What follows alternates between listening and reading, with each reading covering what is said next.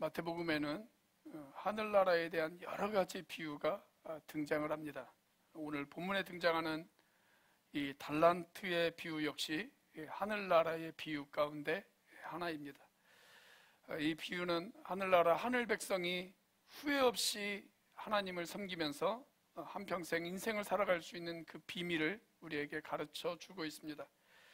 오늘 본문이 시작되는 14절 말씀을 다시 한번 읽도록 하겠습니다. 같이 읽습니다. 시작. 또 하늘나라는 이런 사정과 같다. 어떤 사람이 여행을 떠나면서 자기 종들을 불러서 자기의 재산을 그들에게 맡겼다. 어떤 사람이 먼 나라로 가면서 종들에게 자기가 가지고 있는 모든 소유를 다 맡겼습니다.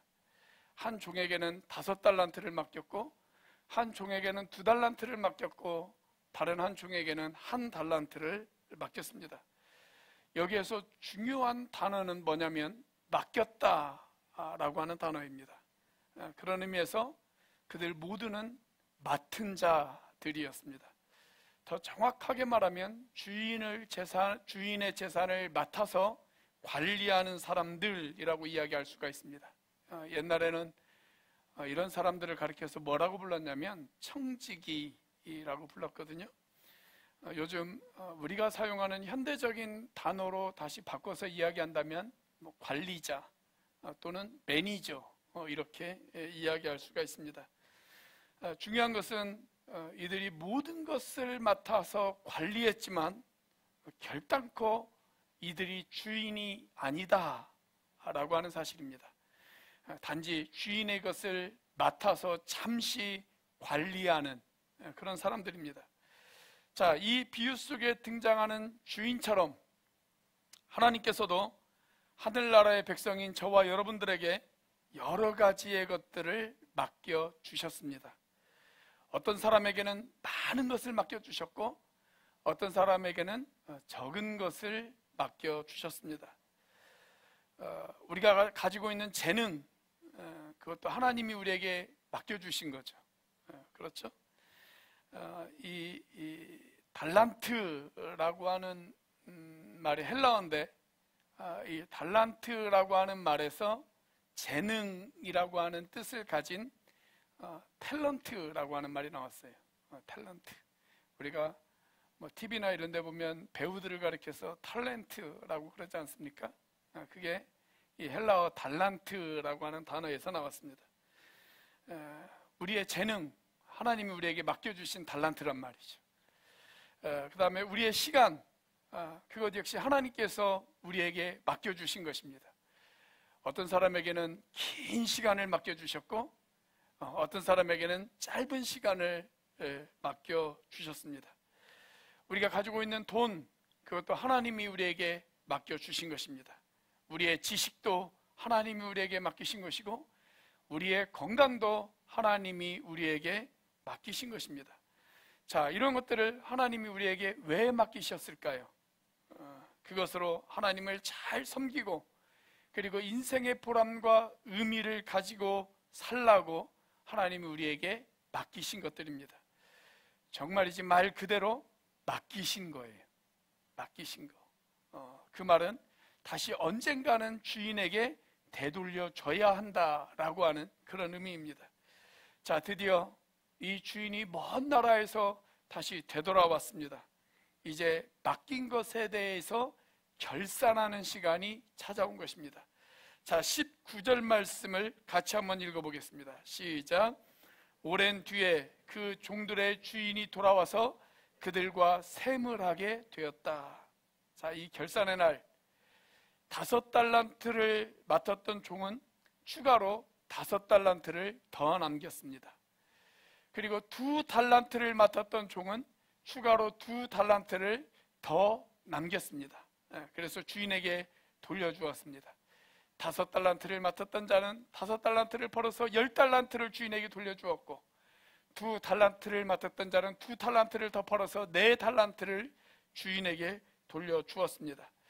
자, 그래서 주인이 이 2 종을 칭찬합니다. 그런데 칭찬의 내용이 똑같습니다. 5달란트를 남겼다고 더 칭찬하고, 2달란트를 남겼다고 덜 칭찬하고 그러지 않으셨다는 거예요. 21절과 23절의 말씀을 보시면 칭찬의 내용이 글자 하나도 틀리지 않습니다. 똑같은 칭찬을 하십니다. 자, 같이 한번 읽어보도록 하겠습니다. 시작. 그의 주인이 그에게 말하였다. 잘했다, 착하고 신실한 종아, 내가 적은 일에 신실하였으니 이제 내가 많은 일을 내게 맡기겠다. 와서 주인과 함께 기쁨을 누려라. 자, 완벽하게 동일한 칭찬을 하고 계세요. 자, 하지만 우리가 잘 아는 대로 1달란트를 받았던 종, 1달란트를 맡았던 종은 그 1달란트를 잃어버릴 것을 염려한 나머지 땅속에 파묻어 버렸습니다. 그래서 손해본 것도 없어요. 그런데 더 남긴 것도 없어요. 그냥 1달란트 그대로 땅속에 파묻었다가 주인이 돌아왔을 때 1달란트를 그대로 주었습니다. 자, 손해본 것이 없음에도 불구하고 주인이 이 종을 칭찬하지 않았어요. 오히려 책망을 했습니다. 심지어는 뭐라고 이야기했냐면 바깥 어두운 데로 내어 쫓으라고 그렇게 이야기를 합니다. 다른 말로 하면 그가 하늘나라를 향한 기여가 없었고 헌신이 없었고 하늘나라를 향한 섬김이 없었기 때문에 그를 책망했다라고 이야기할 수가 있습니다. 자, 그렇다면 우리가 하늘나라에서 칭찬받는 하늘 백성이 되어지기 위해서 우리는 과연 이 땅에서 어떻게 섬기며 살아야 할까요? 첫째로 재능대로 섬겨야 합니다. 자, 따라서 한번 해보겠습니다. 재능대로 섬겨야 합니다. 우리 앞뒤 좌우에 있는 분에게 같이 한번 인사해 볼까요? 재능대로 섬기셔야 합니다. 한번 인사해 보세요. 예. 자, 오늘 본문의 15절 말씀이 어떻게 시작하냐면 이렇게 시작이 되어지죠. 그는 각 사람의 능력을 따라. 그러니까 주인이 종에게 달란트를 맡길 때 어떻게 맡겼냐면 아무렇게나 맡기지 않았어요. 각 사람의 능력을 따라, 각 사람의 재능을 따라 주인이 종들에게 달란트를 맡겼습니다. 자, 여기 등장하는 능력이라고 하는 단어가 헬라어로 dynamis라고 하는 그런 단어입니다. 이것은 특별한 능력을 말합니다. 특별한 능력. 그런데 이 특별한 능력을 각 사람마다 주셨다는 거예요. 각 사람마다 다 다르게 주셨어요. 바울은 이 특별한 능력, 각 사람에게 주신 이 특별한 능력을 뭐라고 표현했냐면 은사라고 이야기를 했습니다. 은사. 은사라고 하는 말이 헬라어로 카리스마라고 하는 단어거든요. 근데 이 카리스마라고 하는 단어의 뿌리가 기쁨이라고 하는 뜻을 가진 카라라고 하는 단어예요. 그러니까 은사는 기쁨입니다. 은사는 기뻐요. 우리가 자기 은사를 발견하고 그 은사를 따라서 살면 기뻐요. 기뻐요. 내가 행복해요. 제가 생명의 삶을 강의할 때도 몇 번 말씀을 드렸습니다만 은사를 가장 쉽게 설명하면 뭐라고 설명할 수가 있냐면 내가 좋아하면서 잘하는 일, 그것이 나의 은사입니다. 내가 좋아하면서 잘하는 일. 그래서 자기 은사를 알고 그 은사에 맞춰서 섬기면 섬기는 것이 즐겁습니다. 그런데 은사가 아닌 일로 섬기면 섬기는 것이 얼마나 힘이 드는지 몰라요. 제가 이렇게 보여도 고등학교 3학년 때 교회에서 성가대로 헌신을 했습니다. 앞에 나와 있는 오늘 중창단처럼 저도 성가대로 섬겼어요. 성가대로. 물론 제가 하고 싶어서 한 것은 아닙니다. 제가 원래 하고 싶었던 것은 뭐냐면 중학교 교사였어요. 근데 제가 고등학교 3학년이 학생이 학생을 가르치는 것이 모양이 그렇게 보기 좋지 않다. 어르신들이 그렇게 이야기하시더라고요. 그러면서 청년이 될 때까지 일단 1년 동안은 열심히 성가대에서 한번 봉사해봐라. 그렇게 이야기를 하더라고요. 제가 1년 동안 섬가대에서 봉사하는 것이 재밌었을까요? 재미가 없었을까요? 재미가 없었습니다. 재미가 없었어요. 베이스에 가면 너는 테너야 그러면서 쫓아내고, 테너로 가면 넌 베이스야 그러면서 쫓아내더라고요. 제가 하고 싶어서 한 것이 아니잖아요, 성가대를. 그렇죠? 그런데 그 성가대에서 찬밥 신세까지 당하니까 더 하기가 싫더라고요. 제가 믿음이 없어서 하기 싫은 게 아니에요. 그게 제 은사가 아니기 때문에 그래요. 제 은사가 아니기 때문에. 1930년대 영국의 질리안 린이라고 하는 소녀가 살았습니다. 이 소녀가 초등학교 입학을 할 무렵에 선생님들이 이 소녀의 부모님들에게 이렇게 이야기를 했습니다. 이 아이는 아무래도 학습장애가 있는 아이 같습니다. 이 아이를 정상적인 학교로 보내실 것이 아니라 이 아이는 좀 특수학교에 보내셔야 될 것 같습니다. 그렇게 이야기를 했습니다. 이 선생님의 말에 이 소녀의 부모가 너무 걱정을 해서 센터를 좀 보냈어요. 상담 센터를 보냈어요. 왜냐하면 우리가 흔히 이야기하는 ADHD, 그렇죠? 주의력 결핍 과잉 행동 장애, 좀 이것이 이 아이에게 있는 것 같습니다. 선생님이 그렇게 말했거든요.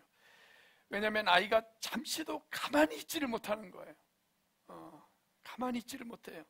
자, 그 이야기를 듣고 이 소녀의 어머니가 너무 걱정되어서 이 아이를 데리고 아주 유명한 치료센터를 찾아갑니다. 그래서 치료사와 아주 오랫동안 상담을 했습니다. 한 번의 상담이 아니라 매주 치료센터를 방문해서 아이를 관찰하고 아이를 보면서 상담을 했어요. 근데 하루는 이 상담사가 아이를 상담실에 그냥 놔두고 라디오를 켜둔 채 상담사 혼자 밖에 나오는 거예요. 그리고 밖에 나와서 복도에서 어머니와 창문을 통해서 이 아이를 지켜봤습니다. 그런데 잠시 후에 라디오에서 음악이 흘러나오자 이 아이가 막 그 안에서 춤을 추기 시작하는 거예요. 자기 혼자서 그 안에서 막 춤을 춰요. 그런데 춤을 추는 아이의 표정이 너무 밝아요. 너무 기뻐하면서 춤을 추는 거예요. 그러자 상담사가 어머니에게 이렇게 이야기를 했습니다. 어머니, 이 아이는 춤을 추게 하는 것이 이 아이의 재능에 맞습니다. 가만히 앉아있는 아이가 아닙니다. 이 아이에게는 가만히 앉아있는 것이 너무나도 큰 곤욕입니다. 이 아이에게는 춤에 재능이 있는 것 같습니다. 그렇게 이야기를 했어요. 그래서 그때부터 이 아이에게 춤을 가르쳤습니다. 20살이 되었을 때 그녀는 세계적인 발레리나로 부상을 하기 시작을 합니다. 그 외에 캐츠, 오페라의 유령, 이런 작품을 세계적으로 히트시키면서 영국 최고의 탁월한 발레리나로 그녀가 급부상을 했습니다. 여러분, 우리는 다른 사람을 모방할 필요가 없어요. 내가 가지고 있는 재능을 찾아서 그 재능대로 섬기면 되는 거예요. 그 재능대로 섬기면 되는 것입니다. 여러분, 다윗과 골리앗의 이야기를 한번 생각해 보십시오. 골리앗이 갑옷을 입고 전쟁터에 나왔죠. 온몸을 갑옷으로 골리앗은 무장을 했습니다. 아주 두꺼운 갑옷을 입었습니다. 그리고 그에게는 거대한 칼도 가지고 있었습니다. 만약 다윗이 골리앗과 대결하기 위해서 나도 골리앗처럼 갑옷을 입겠다 이렇게 생각하고 그 전쟁터에 나섰다고 한번 생각을 해보세요. 그래서 자기도 무거운 갑옷을 입고 골리앗처럼 큰 칼을 들었다고 한다면 다윗이 골리앗을 이길 수가 있었을까요? 아마 그 갑옷의 무게를 이기지 못하고 쓰러졌을 것입니다. 그런데 다윗은 무거운 칼이 아니라 자기가 잘할 수 있는 일이 무엇인지를 잘 알고 있었어요. 그래서 무거운 갑옷과 칼 대신에 그는 어렸을 때부터 익혀온 물맷돌을 손에 들었습니다. 그리고 그 물맷돌을 힘껏 돌려서 던졌을 때 그는 골리앗을 거꾸로 들이고 그 전쟁에서 승리를 거둘 수가 있었던 것입니다. 그래서 여러분, 내가 잘할 수 있는 일, 내가 할 수 있는 일, 여러분, 그것을 발견하는 것은 매우 중요한 일입니다. 1600년대에 로렌스라고 하는 형제가 있었습니다. 이 형제가 나는 무엇으로 내가 하나님을 섬길 수 있을 것인가? 내가 무엇으로 하나님을 잘 섬길 수 있을 것인가? 여기에 대한 고민이 있었어요. 그런데 아무리 생각해도 자기가 잘할 수 있는 일이 생각나지를 않는 겁니다. 그런데 곰곰이 기도하면서 생각한 끝에 자기가 잘할 수 있는 일이 하나 있다라고 하는 것을 발견했습니다. 그게 뭐냐면 음식을 만드는 것입니다. 음식을 만드는 것, 요리를 잘해요. 그래서 수도원에 들어갔어요. 수도원에 들어가서 자원해서 그 수도원의 요리사가 되어집니다. 자, 수도원에서 신나게 노래하면서 요리를 만들어서 수도원을 방문한 사람들에게 요리를 대접했어요. 그렇게 수도원을 찾는 사람들에게 맛있는 음식을 해주면서 그 사람들과 대화를 나눕니다. 그리고 그 사람들이 집으로 돌아갔을 때 그 사람들을 외면하지 않고 또 그 사람들에게 편지를 써요. 편지를 계속 주고받아요. 나중에 그 편지를 모아서 책이 한 권 나왔는데 그 책이 하나님의 임재 연습이라고 하는 기독교의 고전이 되어집니다. 자기가 잘할 수 있는 일, 그 일을 통해서 사람들을 섬겼을 때 엄청난 하나님의 일들을 그를 통해서 이루었다는 말이죠. 그래서 여러분, 내가 할 수 있는 일을 찾아 섬기는 것, 그것은 매우 중요합니다. 어떤 사람은 잘하는 일이 있어요. 자기가 그 일에 은사가 있어요. 재능이 있어요. 그런데 그 은사를 활용하지 않아요. 하늘나라를 위해서 그 은사를 활용하는 것이 아니라 오히려 한 달란트를 받은 사람처럼 그 은사를 땅에 묻어버리는 사람이 있습니다. 그런 사람도 문제죠. 문제예요. 자, 그런 사람도 문제지만 반대로 내가 잘하지도 못하면서 욕심만 부리는 사람도 있어요. 그래서 여기저기 문제만 일으키는 사람들도 있단 말이죠. 사랑하는 여러분, 여러분은 여러분이 할 수 있는 일, 그 일을 찾아 기쁨으로 하나님 나라를 섬길 수 있는 저와 여러분들이 되시기를 주님의 이름으로 축복합니다. 그래서 내가 잘할 수 있는 일을 찾아서 몸된 교회를 섬길 수 있는 그런 사람이 되어지는 것, 그것이 바로 2달란트를 받은 사람, 5달란트를 받은 사람과 같은 그런 사람이라고 주님은 우리에게 말씀하고 있습니다. 여러분들이 그런 사람이 되어지시기를 주님의 이름으로 축복합니다.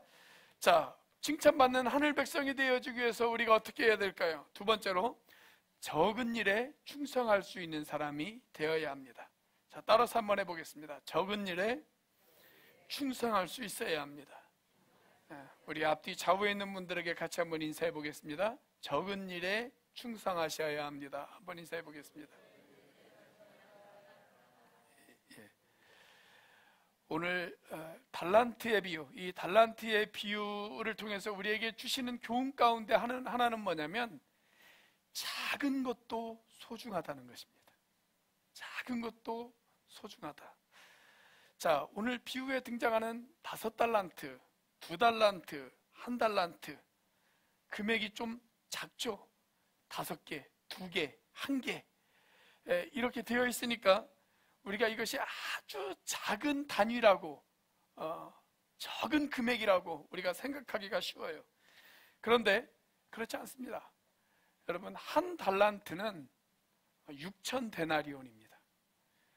그런데 1데나리온은 노동자 하루의 일당입니다. 노동자 하루의 일당. 그러니까 1달란트는 노동자가 6,000일 동안 한 푼도 안 쓰고 벌어야만 모을 수 있는 돈이 1달란트예요.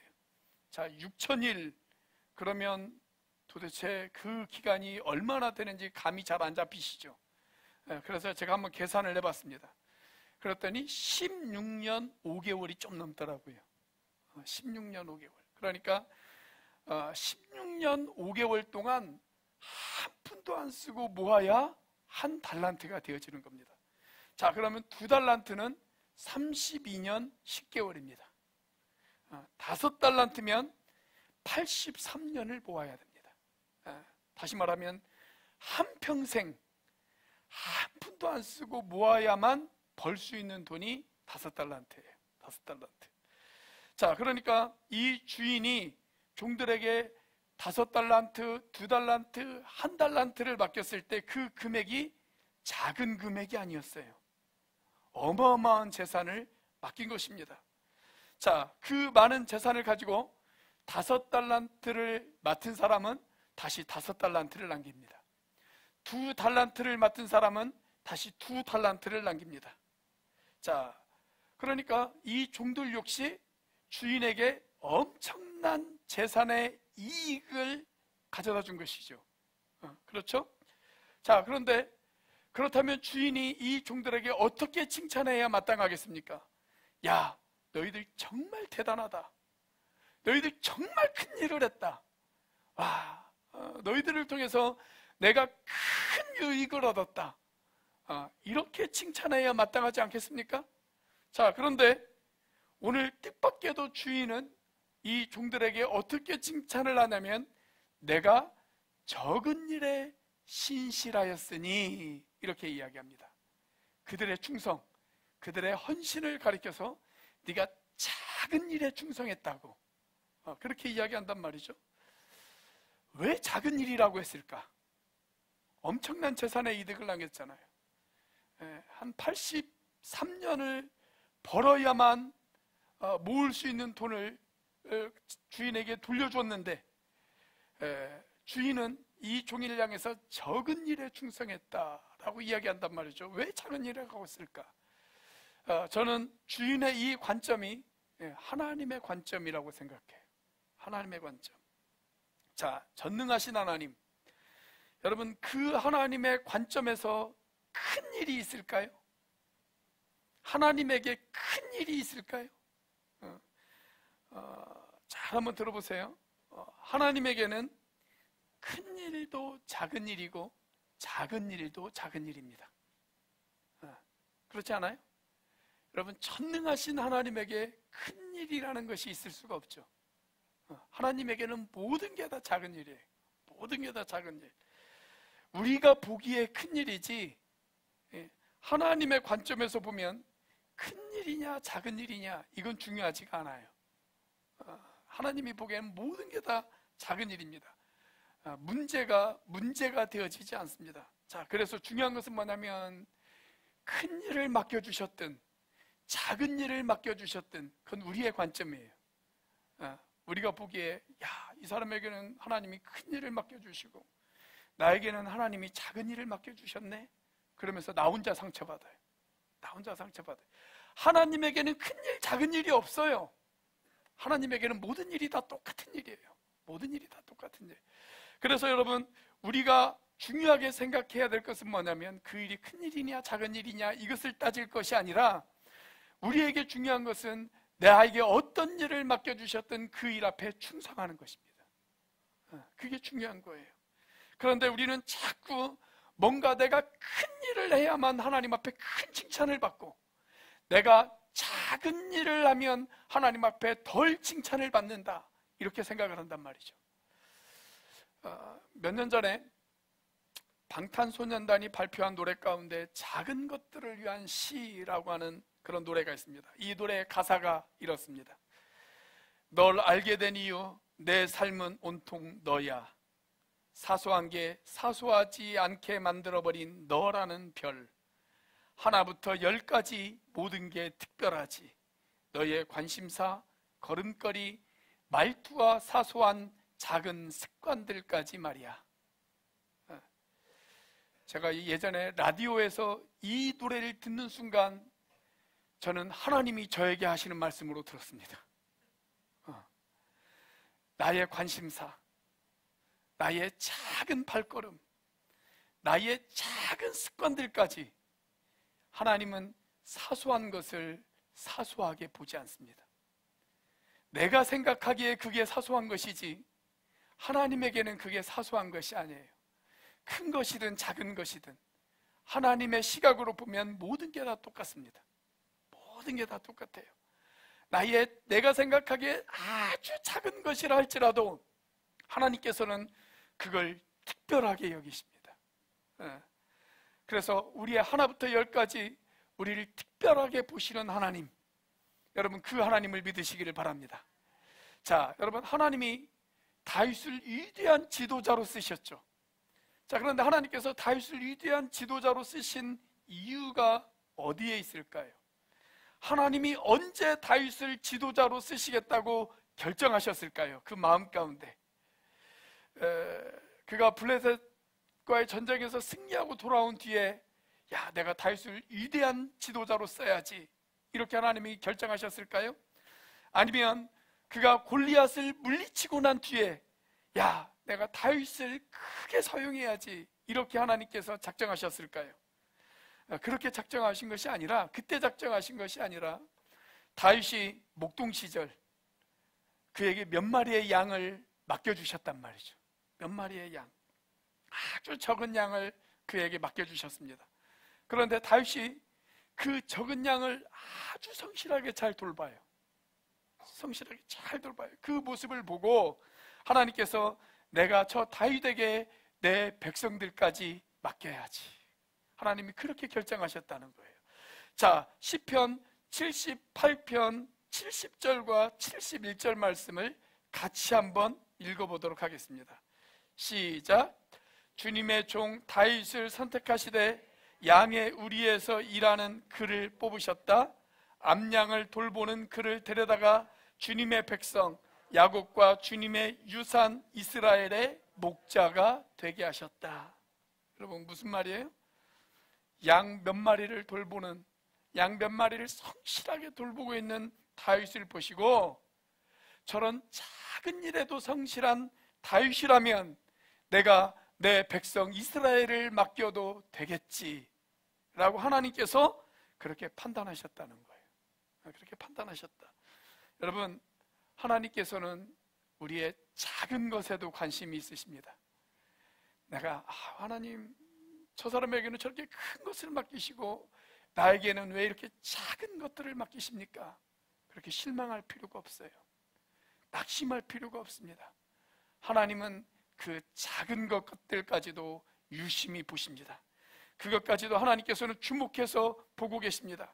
그래서 작은 일도 소홀히 여기지 않고, 작은 일이라고 외면하지 않고 그것을 충성스럽게 감당할 수 있는 사람, 바로 저와 여러분들이 그런 사람이 되시기를 주님의 이름으로 축복합니다. 자, 칭찬받는 하늘 백성이 되어지기 위해서 우리가 어떻게 해야 될까요? 세 번째로 유익한 종이 되어져야 합니다. 자, 따라서 한번 해보도록 하겠습니다. 유익한 종이 되어야 합니다. 자, 우리 앞뒤 좌우에 있는 분들에게 같이 한번 인사해 볼까요? 유익한 종이 되세요. 한번 인사해 보겠습니다. 자, 오늘 본문의 30절 말씀입니다. 같이 한번 읽어보겠습니다. 시작. 이 쓸모없는 종을 바깥 어두운 데로 내쫓아라. 거기서 슬피 울며 이를 가는 일이 있을 것이다. 자, 이것은 주인이 한 달란트를 맡았던 종에게 하신 말씀이죠. 이 한 달란트를 맡았던 종은 그 한 달란트를 땅에 그냥 묻어두었어요. 그리고 주인이 돌아왔을 때 그 한 달란트를 그대로 드렸습니다.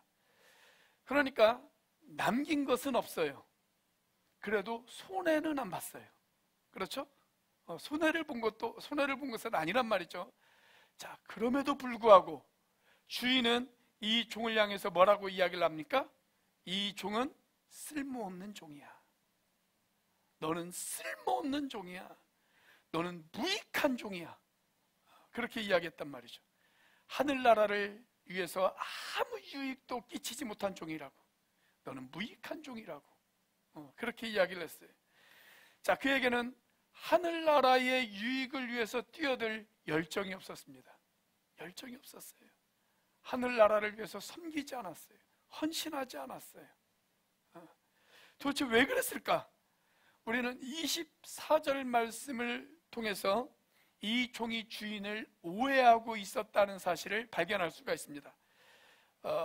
자, 24절 말씀 26절입니다. 26절 말씀을 같이 한번 읽어보겠습니다. 24절과 26절이 같은 내용인데 특별히 26절을 한번 같이 읽어보도록 하겠습니다. 시작. 그러나 한 달란트를 받은 사람은 다가와서 말하였다. 주인님, 나는 주인이 굳은 분이시라 심지 않은 데서 거두시고 뿌리지 않은 데서 모으시는 줄로 알고. 자, 여러분에게 한번 묻겠습니다. 하나님은 심지 않은 데서 거둘 수 있을까요? 없을까요?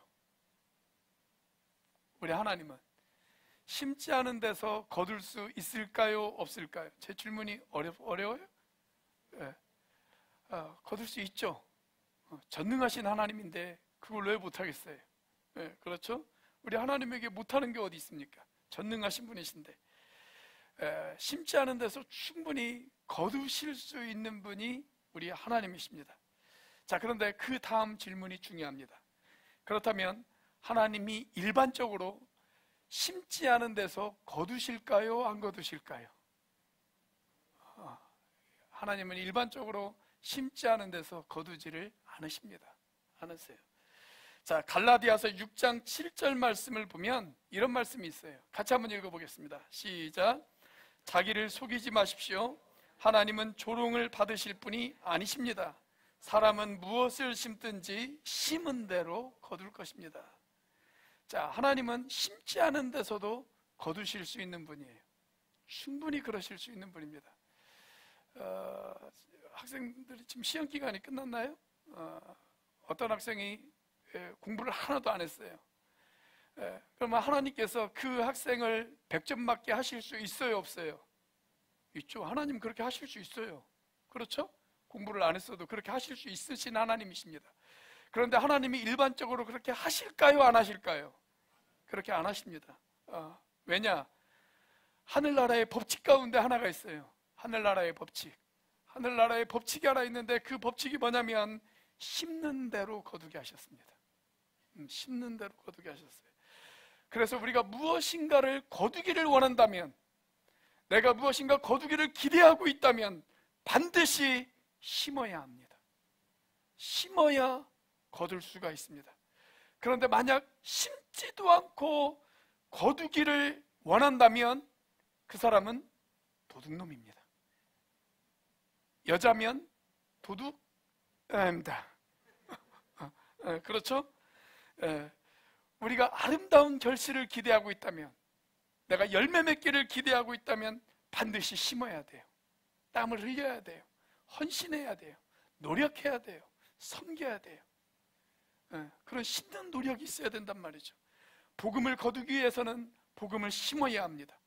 꿈을 거두기 위해서는 기도를 심어야 하고 땀을 심어야 하고 노력을 심어야 됩니다. 내가 VIP를 거두기 위해서는 VIP를 위해서 섬김이 있어야 되고 헌신이 있어야 되고 수고가 있어야 됩니다. 기도가 있어야 됩니다. 그래야 VIP를 거둘 수가 있습니다. 그래야 마침내 열매를 거둘 수 있단 말이죠. 이것이 아주 중요한 원칙입니다. 하늘나라의 원칙이에요. 여러분과 제가 유익한 종이 되어지기 위해서는 반드시 심어야 합니다. 그렇다면 중요한 것은 이것입니다. 우리는 하늘나라의 유익한 종이 되어지기 위해서 심어야 할 것을 심고 계십니까? 혹시 땅에 묻어두고 시간만 때우고 있는 쓸모없는 종은 아닙니까? 물론 내가 열심히 심었다고 해서 반드시 30배, 60배, 100배의 열매를 거둔다는 보장은 없습니다. 그렇죠? 내가 열심히 심었어요. 그래서 수고했어요. 여름 내내 가꿨어요. 그런데 태풍이 불고 병충해가 불면 그의 모든 수확을 잃어버릴 수도 있잖아요. 그럼에도 불구하고 우리 주인 대신 하나님께서는 그 사람을 칭찬하셨을 거예요. 열매가 있느냐 없느냐를 보지 않고 열심히 수고했기 때문에, 심었기 때문에 주인은 그를 칭찬하셨을 것입니다. 그런데 이 한 달란트를 받았던 사람의 문제는 뭐냐면 아예 심는 노력조차 하지 않았다는 거예요. 심는 노력조차 하지 않았다. 우리 목자들도 마찬가지입니다. 내가 열심히 섬겼어요. 목원들을 열심히 섬겼어요. 그런데 어느 날 아이 돌본다고 올라가 버리고 어느 날 뭐 한다고 안 나오고, 그래서 목원들이 가면 갈수록 줄어들어요. 내가 열심히 했지만. 그래도 주인 되신 하나님이 칭찬하실까요, 안 하실까요? 전 칭찬하신다고 생각해요. 칭찬하세요. 그런데 내가 아예 노력조차 하지 않았다면 주인이 그를 향해서 뭐라고 이야기하실까요? 너는 쓸모없는 종이야. 그렇게 이야기하신단 말이죠. 자, 그런데 우리가 복음서를 보면 이 쓸모없는 종이라고 하는 표현이 다른 의미로 사용되어진 곳이 딱 한 곳이 더 있습니다. 자, 누가복음 17장 10절 말씀입니다. 같이 한번 읽어보겠습니다. 시작. 이와 같이 너희도 명령을 받은 대로 다 하고 나서 우리는 쓸모없는 종입니다. 우리는 마땅히 해야 할 일을 하였을 뿐입니다. 하여라. 자, 여기에도 보면 쓸모없는 종이라고 하는 표현이 등장하죠. 자, 그런데 여기에 등장하는 쓸모없는 종이라고 하는 말은 아까 살펴본 마태복음에 있는 표현과는 다른 의미로 사용되어진 것입니다. 마태복음에 등장하는 표현은 게으르고 악한 종을 향해서 주인이 질책하는 표현이었어요. 자, 그런데 누가복음 17장에 등장하는 이 종은 주인의 명령에 순종했어요. 그리고 주인이 하라는 일을 다 했어요. 그리고 나서 스스로 말하기를 뭐라고 이야기를 하냐면 우리는 쓸모없는 종입니다. 그저 주인이 하라는 일을 했을 뿐입니다. 이렇게 겸손한 고백을 하는 거예요. 겸손한 고백. 자, 만약 회사원이 있습니다. 회사원이 자기가 다니는 회사를 위해서 엄청난 공을 세웠습니다.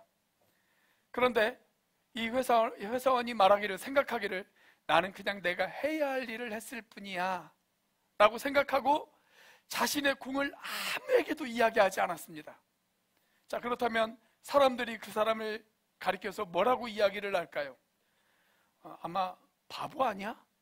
그렇게 이야기하지 않겠어요? 그러면서 바보 취급을 할 거예요. 자, 그런데 주님은 지금 우리에게 그런 바보가 되라는 것입니다. 그런 바보가 되라. 하늘나라를 위해서 기꺼이 자신을 헌신했어요. 주인의 유익을 위해서 기꺼이 노력했어요. 섬겼어요. 헌신했어요. 그런데 주인에게 가가지고 하는 이야기가 뭐냐면 주님이 저에게 하신 일에 비하면 저는 아주 작은 일을 했을 뿐입니다. 저는 쓸모없는 종입니다. 이러면서 자기를 부인하는 사람들, 그들이 바로 거룩한 하늘나라의 바보들입니다. 바로 우리가 그런 거룩한 바보들이 되라고 주님은 우리에게 이야기하고 계십니다. 저는 우리 교회의 목자와 목녀가 바로 그런 거룩한 바보들이다, 이렇게 생각합니다. 기꺼이 자신의 집을 오픈하고 매주 밥을 먹이고 기꺼이 사람들을 섬깁니다. 그렇게 사람들을 섬기는 종으로 살면서도, 그러면서도 그저 저는 작은 일에 충성할 뿐입니다 라고 고백하며 묵묵히 헌신하는 목자와 목녀들, 그들이 우리 교회의 거룩한 바보들입니다. 저는 우리 교회 목자와 목녀들이 주님 앞에 서게 되어지는 날, 잘했다, 착하고 신실한 종아, 와서 주인과 함께 기쁨의 잔치에 참여해라, 이런 칭찬을 받게 되어지시기를 주님의 이름으로 축복합니다. 기도하시겠습니다.